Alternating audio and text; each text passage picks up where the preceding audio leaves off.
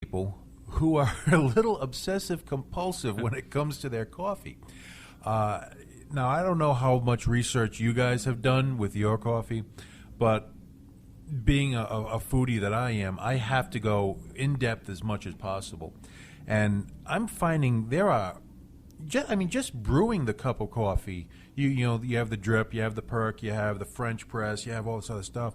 And then you start getting into derivatives from there. And I'm not talking about the star whatever coffee place where they have 14 different flavors. I'm talking about actual coffee beans from Blue Mountain, Jamaican Blue Mountain coffee to Kopi Luwak, which is just absolutely bizarre.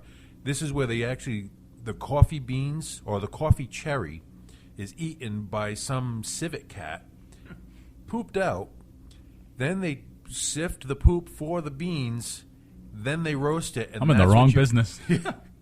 I mean, how do you make your living? Well, I scoop up cat poop, I sift the beans out, and brew coffee with it. How do you think of this stuff? But, I mean, I'll digress on that. But as you're going through, I mean, it's hard to even fathom. I'm looking at a list just on Wikipedia of over 30 different types of coffee. I mean, you have your typical macchiatos, your cafe au laits, your Americano, but then you start adding alcohol to it, and you can bump this list up to a couple of hundred of different flavors, different types of coffee.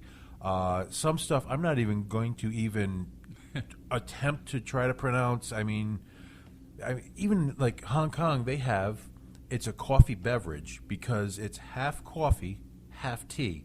They mix it with, I believe it's, in fact, let me bring up the recipe right here. It is sweetened and condensed milk, and then they serve that up. I mean, I'm addicted to coffee. I will readily admit this. But when I'm like trying to figure out stuff to do, it's like a stoner caught without papers or bong or whatever, and they're trying to figure out how to smoke. They become like MacGyver. Well, that's what these people are doing. I mean, how addicted to coffee are you? What about you, Tony? I mean, I am as cheap as they come, and that is one of the few things that I will spend extra money on. I am an absolute coffee addict. Actually, we were just talking about, there's a few of these places around. Main Street Coffee in East Greenwich, they are coffee and bagels and, breakfast by day and alcohol by night. So they take that coffee over to the other side of the building, and that's when they start with the coffee martinis and things of that nature. Well, I mean, you could even look at Rhode Island Food Fights. They do, in August, they do the coffee challenge. Now, I've got a partial list over here in front of me, and unfortunately or fortunately, I've been to most of these places. Vanuatu, right on Atwells Avenue, Malachi's Cafe, Elmwood Diner, they had a really good Bananas Forster coffee. It looked like more like a sundae coming out to you with the whipped cream and the stuff on top of it. The stuff, yeah. that stuff, the brown stuff, caramel. And then you have like the Coffee Exchange, Duck and Bunny, and they're well known for other things like their pastries and their food, but their coffee is absolutely rocking. Blue State Coffee is another one. Borealis, Easy Entertain. I mean, the list goes on. And these are just the ones that were in the coffee challenge with Rhode Island Food Fights. By the way, thank you, Jim Nellis, for throwing that together, because it gave me a reason in August to ride around all day, highly caffeinated. I believe I traveled in time a few times. The amount of coffee. I did. I had to have traveled time because I would average about 4 cups of coffee, 5 cups of coffee between 10 a.m. and noon. So, yeah, I was a little on the jittery side. But, the thing that I'm trying to bring out is experiment. Try different stuff. Now, to take that to an even bigger level of caffeine addiction, yep. Over in South County, not too far from me, is Newtown's Updike's Coffee, which is, freshly roasted, small coffee shop. They actually spun off into Java Skincare. So it's actually coffee-infused skincare products, and you do the face scrub, and you have the caffeine in it. I guess it's good for your skin, and it kind of wakes you up, and they've kind of spun that off into a coffee skincare business, which is huge right now. Next, you're going to have the coffee spas because, I mean, and it's not an original idea, believe it or not.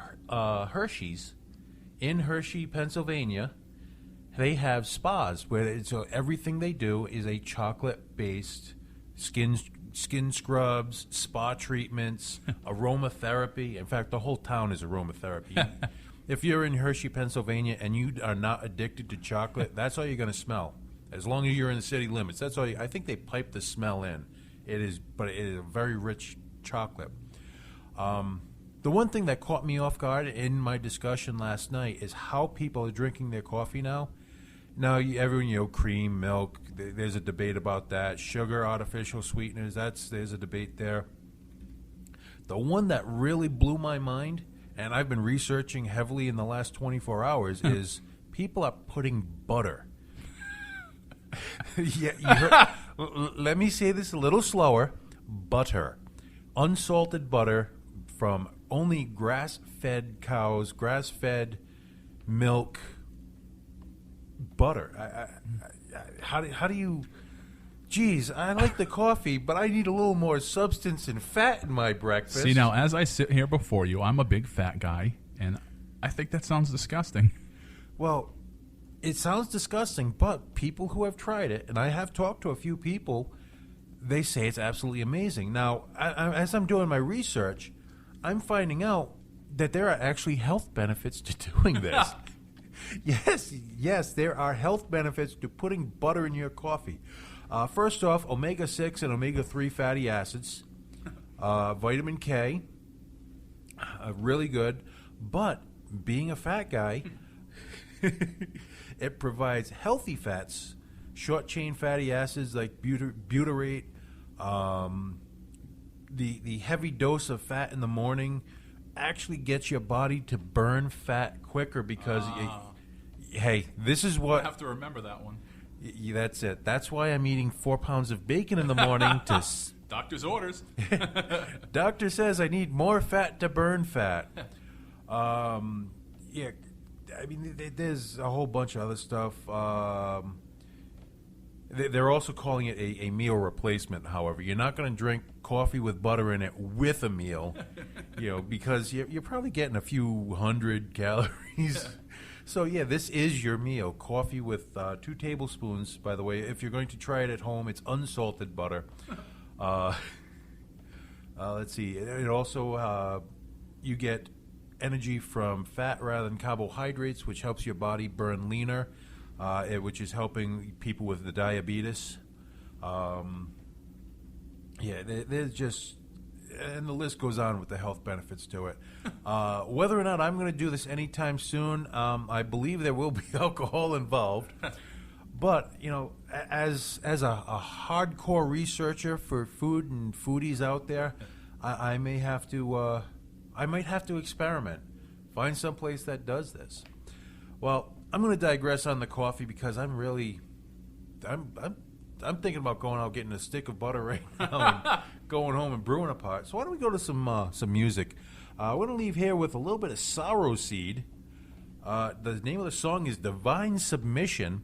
You definitely want to check them out. This is MyNightOut Radio. We'll be back in a minute.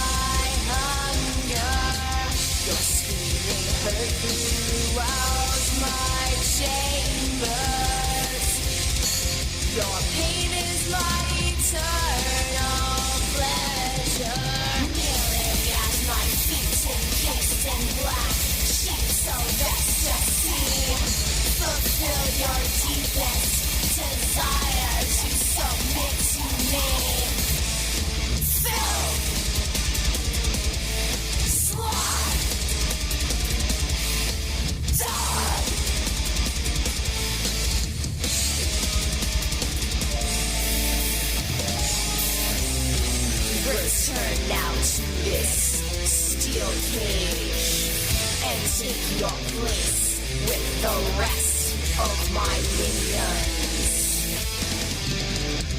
Your only purpose here is to please your queen.